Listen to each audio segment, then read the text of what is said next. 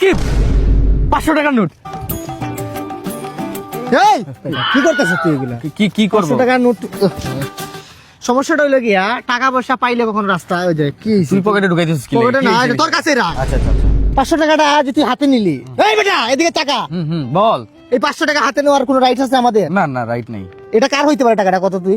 কোনো গরিব মানুষের হইতো। আর যদি আমি যদি বলি কোন এক মায়ের অপারেশনের টাকা এটা, আমি যদি বলি কোন এক রিক্সা ড্রাইভারের টাকা এটা, হইতো পারে। আমি যদি বলি কোন এক চিকিৎসার এই 500 টাকার জন্য আটকা গেছে, সে হয়তো বাইতে দিত, আমি যদি বলি ওই মানুষের এই টাকাটা। হইতো পারে। আমরা স্কুলে যে কি শিক্ষা নিছিলাম? কি শিক্ষা নিছিলাম? কি শিক্ষা নিছিলাম? যে রাস্তায় কোনো কিছু পাইলে যেন স্কুল বাদ দে, মা বাবার উপর আর কোনো শিক্ষা আছে? না, না, আর কি। মা বাবা কি শিখাইছে? শিখাইছে যে রাস্তাঘাটে মানে কিছু যদি পাই আমরা তাইলে হাতে নিব না আর কি। তবে একটা উপায় আছে।